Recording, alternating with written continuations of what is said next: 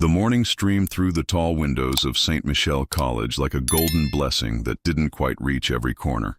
Rafael Santos straightened his uniform for the third time, his nervous fingers smoothing the fabric that had cost his mother 3 months of savings.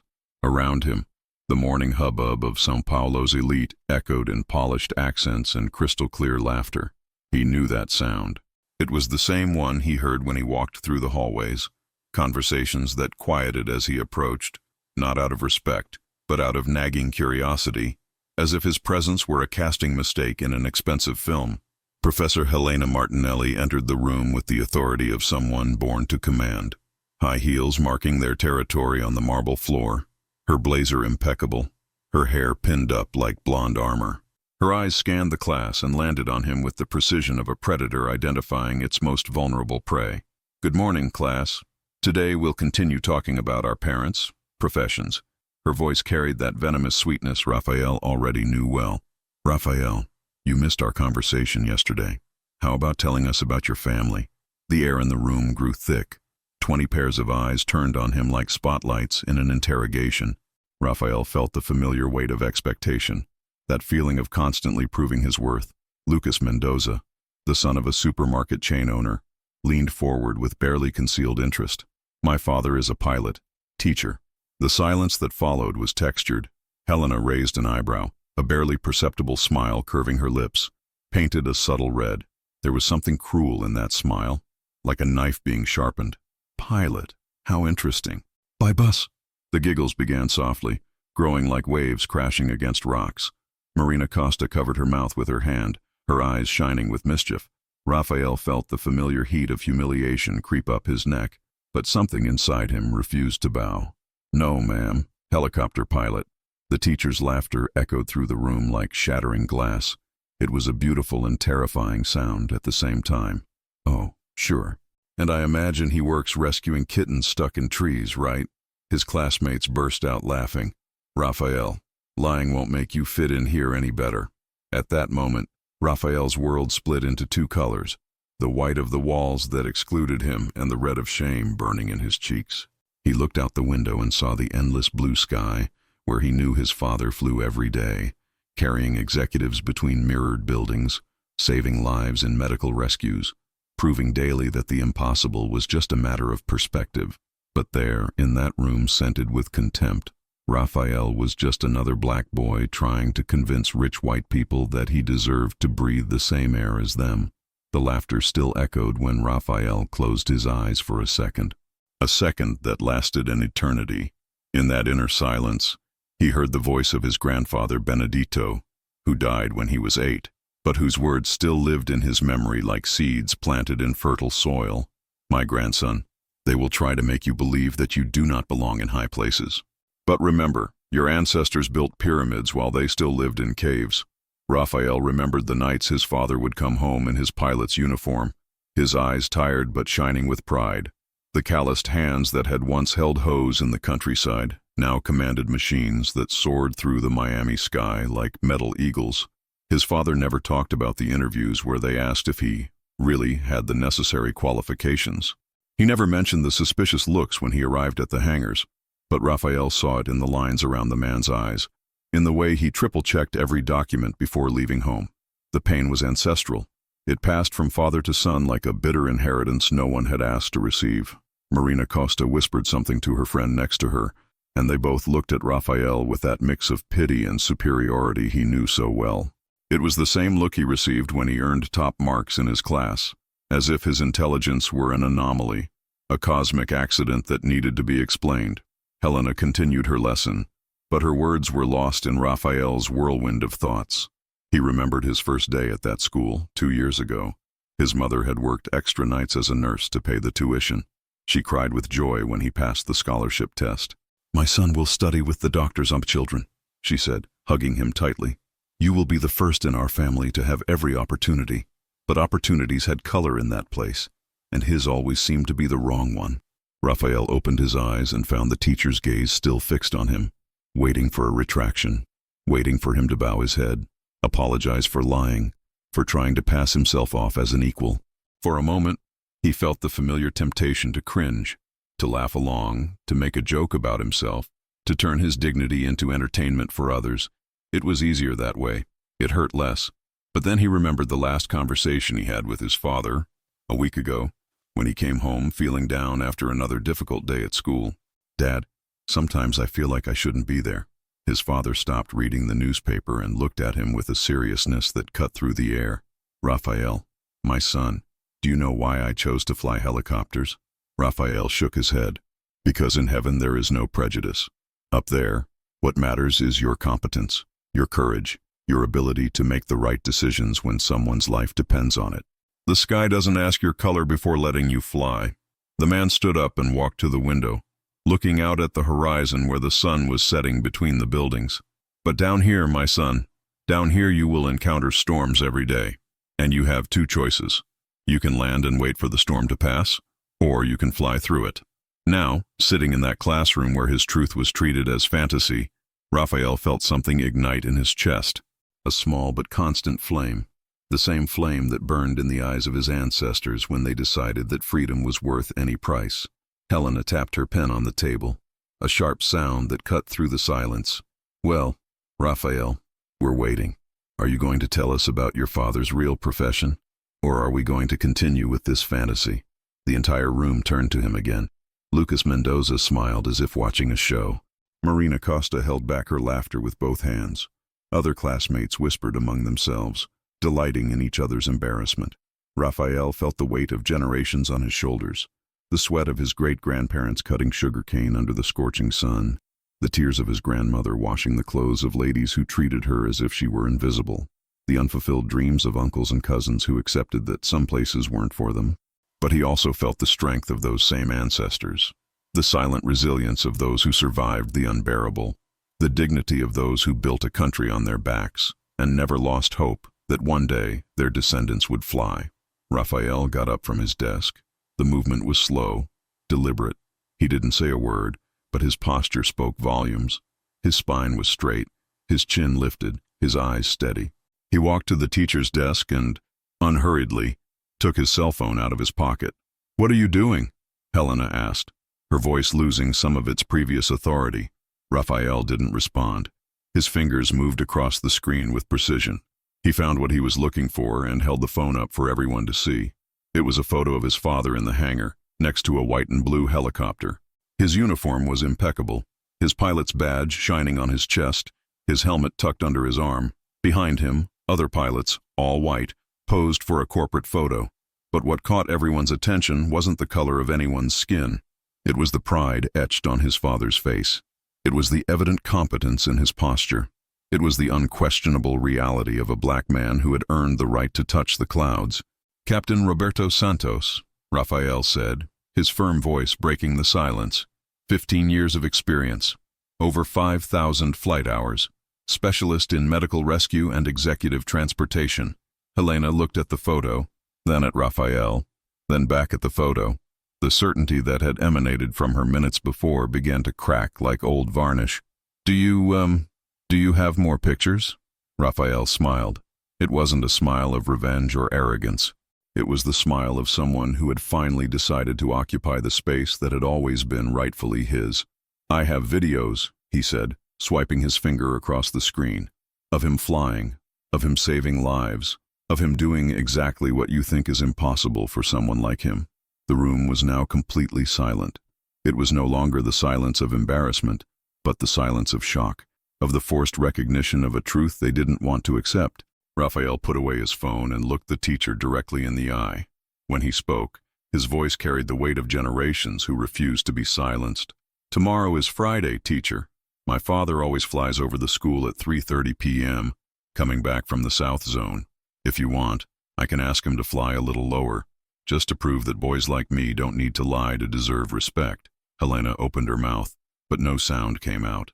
Raphael returned to his desk, sat down as calmly as he had gotten up, and waited. He waited as the silence turned to whispers. He waited as the looks of contempt turned to looks of curiosity. He waited as he planted a seed of change in soil that had always seemed infertile to people like him. Outside, the sky remained blue and endless, and for the first time in a long time, Raphael felt part of that immensity. The next morning, Friday, St. Michel College woke up differently. The news had spread through the halls like wildfire. The boy with the bag had defied Professor Martinelli. He had promised the impossible. Raphael arrived earlier than usual. He sat in the same spot as always. But something had changed in the atmosphere around him. The looks were no longer condescending. They were expectant. Curiosity mixed with skepticism. During recess, small groups formed in the courtyard. Whispers rippled across the cafeteria tables like invisible waves. "Do you think it's true? My father says it's impossible." But he showed the pictures. Helena Martinelli arrived for her 3 p.m. class with a forced smile. Her hands trembled imperceptibly as she organized the papers on her desk. In 20 years of teaching, she had never been questioned like that. Never had a student turned the tables with such elegance.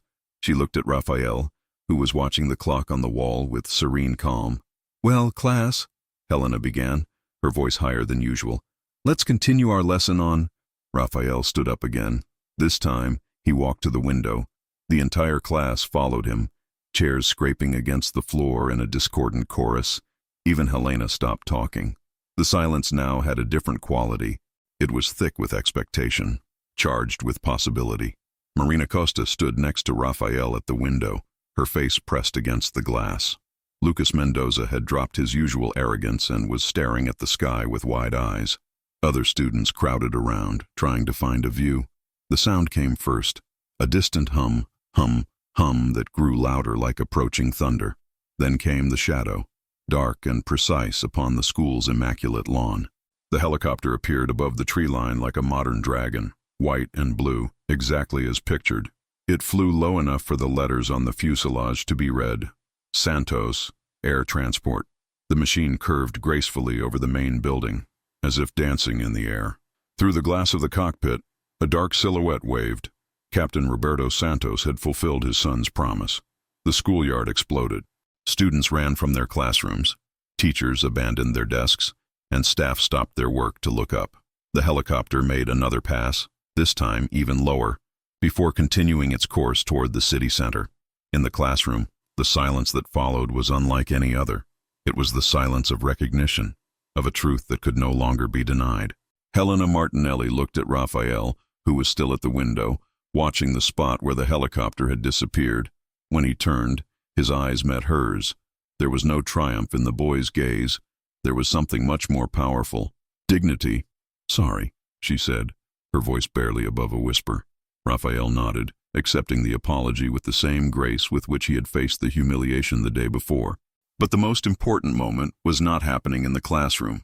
In the cafeteria, Joanna, the cleaning lady everyone ignored, had gone out into the courtyard when she heard the sound of the helicopter. She was a 50-year-old black woman who had been cleaning the bathrooms of the children of the upper classes for 15 years. No one had ever asked her about her family, her dreams, her children. When she saw the helicopter pass by, with that black man in the cockpit, something broke inside her chest. It didn't break with pain. It broke with relief, like a dam finally finding a crack to release all the pent-up water. Joanna thought about her own son, Miguel, 14, who attended public school and dreamed of becoming an engineer. She thought about how many times he came home discouraged, saying that maybe it wasn't for him, that maybe he should aim lower. That afternoon, she arrived home earlier than usual and found Miguel doing homework at the kitchen table. "Son," she said, sitting down beside him, "today I saw a black man flying over the school where I work." Flying, Miguel, cutting through the sky like he owned the world. Miguel looked up from his books, curious. "And do you know what I thought when I saw that?" The boy shook his head. "I thought if he can fly, you can be an engineer. If he can control a machine like that, you can control anything you want." The next day, Monday, Raphael arrived at school and noticed subtle changes. Joanna, the cleaning lady, smiled at him in the hallway, a smile of complicity, of mutual recognition. 2 other black scholarship students, whom he barely knew, waved discreetly. It was as if an invisible signal had been sent. It was possible. It was possible to occupy spaces.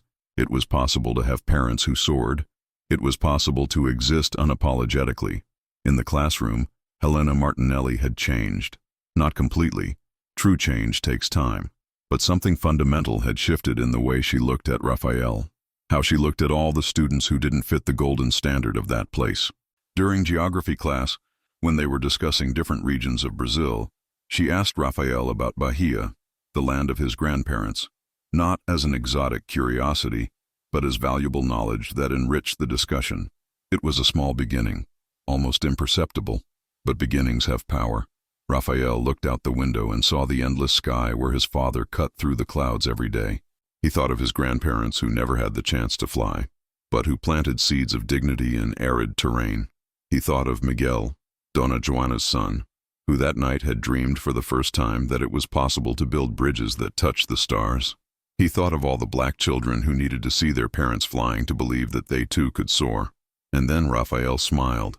Not the bitter smile of resistance, but the calm smile of someone who knows he belongs to the whole world, including the golden pieces of it.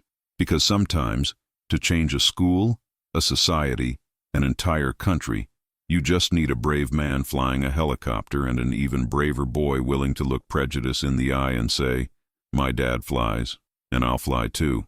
The bell rang, announcing the end of class. Raphael calmly put away his books, as he always did.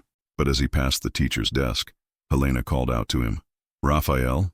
He stopped and turned around. "Thank you," she said simply. Raphael nodded and left the room. In the hallway, he passed Dona Joana, who was pushing her cleaning cart. The two exchanged glances for a second. The boy who had discovered his strength and the woman who had rediscovered her hope. Neither of them said anything. They didn't need to. Outside, the sky was clear and blue, infinite as it always was, infinite as it always would be. But now Raphael knew that he, too, was part of that immensity, that he had always been part of it, and that he would never allow anyone to make him forget that again.